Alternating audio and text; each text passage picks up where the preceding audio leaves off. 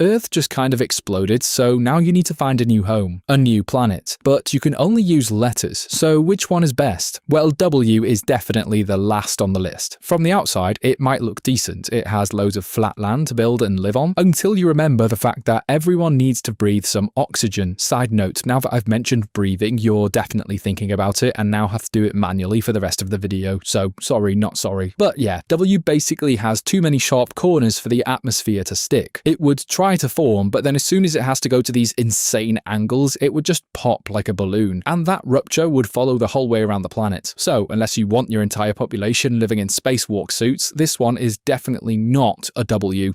Number 9. E. Okay, what do you think of when you say Earth? Duh, obviously the first letter of the word, E. And it's alright, I guess. The atmosphere will stay intact, so that's a win. However, you see these 3 massive spikes sticking out? Yeah, see, once you actually place this planet into existence and it starts orbiting and rotating and doing space stuff, the spokes will quite simply sway, just like a skyscraper in strong winds. But on this scale, it would cause worldwide massive earthquakes, basically bringing your entire population back down to zero. Maybe, given enough time, the spokes could eventually collide and form massive mountain peaks that your people could live on, but we're talking millions upon millions of years in the future here, so for now, this one just isn't great either.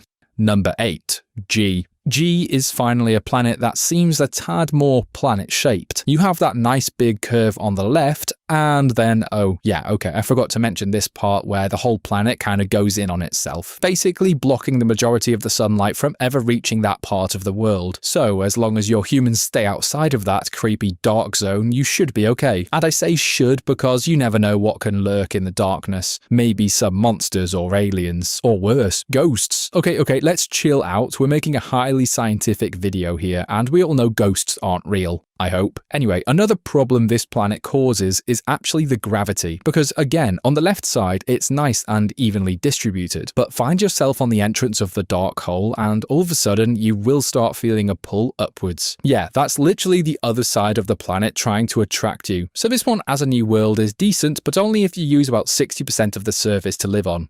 Number 7. I. Okay, so I is obviously a very straight and long planet, and even if the rotation didn't snap it in half to begin with, you see, atmosphere kind of needs some mass to stick to, and this planet's width isn't all that. But being the big brain humans that we are, we have a fix, and it basically includes the sticky out tail bits to host generators that will simply cast a whole new atmosphere layer between them, so you end up with quite a lot of room to live in. Everything will be very flat, it's basically just a straight line, kind of like living in Denmark. But also, visiting the other side of the letter will get kind of tricky. You either dig tunnels through the middle, but, you know, you might run into a really hot molten core or something. Yeah, I don't really know how planets fully work, I just know that it's pretty hot in the middle. Or the other option is to have rockets flying out and around to the other side. But that seems like a very expensive option just to have some mail delivered. So yeah, I would work if you're looking for something very safe but kind of boring and inconvenient at times. At least that's what I tell all my dates right before they reject me forever.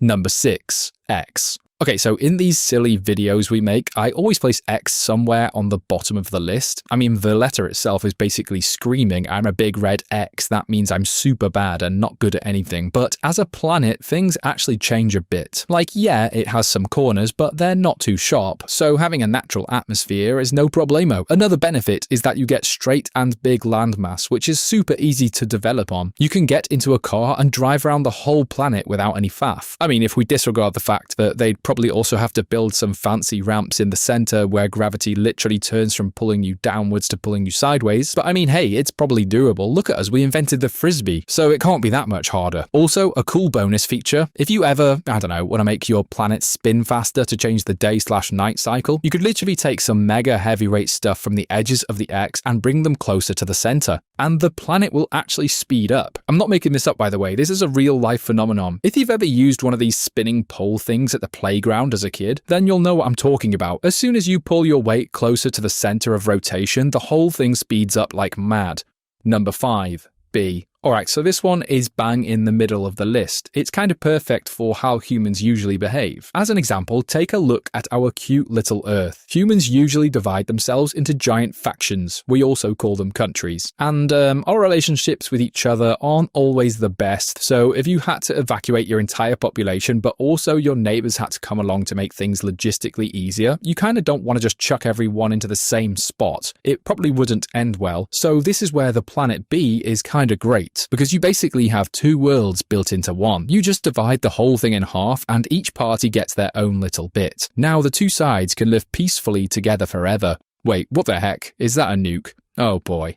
Number 4, C. Okay, we really need to come up with a solution here and we're running out of letters. So the letter C kind of solves everything. The whole thing is curved, there's a nice smooth atmosphere everywhere, so breathing is made easy. There's plenty of landmass to occupy and the whole shape of the planet reminds you of home. That is until you travel to the other side of the world, let's call it the dark side. So now, if you look at the horizon, instead of things going down and disappearing, everything will curve around upwards. Very mind-boggling stuff. If you've ever played Halo, or at least seen the planet from that, it's basically the same thing. Also, calling it the dark side is no coincidence at all, because quite literally some areas of this planet will be covered a lot by shade, making them not very livable. Oh yeah, and your rotation might be a bit off because the center of mass of this thing is all over the place, which will cause some crazy unpredictable weather systems.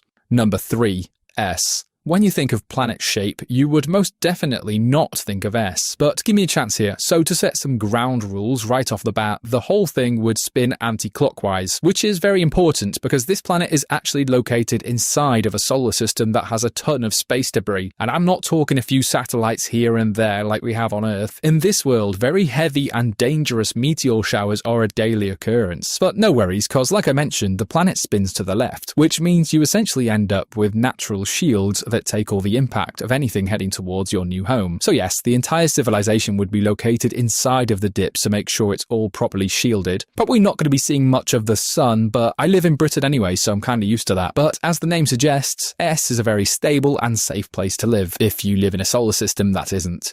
Number 2, V. Alright, let's open up a new scenario where things got way too far out of control. And I'm not talking a planet-wide apocalypse, I'm on about the explosion of our sun and its neighbouring stars. So now not only do you need to find a new planet, but also a whole new galaxy essentially. So this is where V wins, because as you can see, it's got a very deliberate shape. Kinda like a bullet or something, because that's exactly what it's meant to be. You place your entire population on the inside, gather your smartest engineers, and build giant countrywide rocket boosters on the 2 points here, and with enough kinetic energy, you essentially have a planet that's more like a spaceship. The narrowing cone shape is perfect as the front of this vessel, cutting through the vacuum of space while redirecting any dangerous space junk away from your life. So now generations can live on this planet while constantly traveling through the universe at incomprehensible speeds, because the mission now is to try and find your next sun. Things might get cold without one, but because of its handy shape, heat will just bounce around inside and keep everyone warm. I mean, we might have to find a massive insulation sheet to place on the open gap of the V, but let's just pretend we've already sorted that. Number 1, O. All of these other letters have fancy shapes and features that might seem cool at first, but honestly, if it ain't broke, don't fix it. So thus, number 1 is O. It's the perfect planet shape, perfect atmosphere, perfect gravity, and it would just feel like home, but better. To begin with, the inside is way more hollow than our current planet. And yeah, here, no space is wasted for silly molten cores, which means you can dig tunnels to the inside and we'll basically use it like a massive junkyard. You need to get rid of a fridge? Just chuck it in. What about all that plastic waste? Just throw it in there. So yeah, you should choose O as your new planet.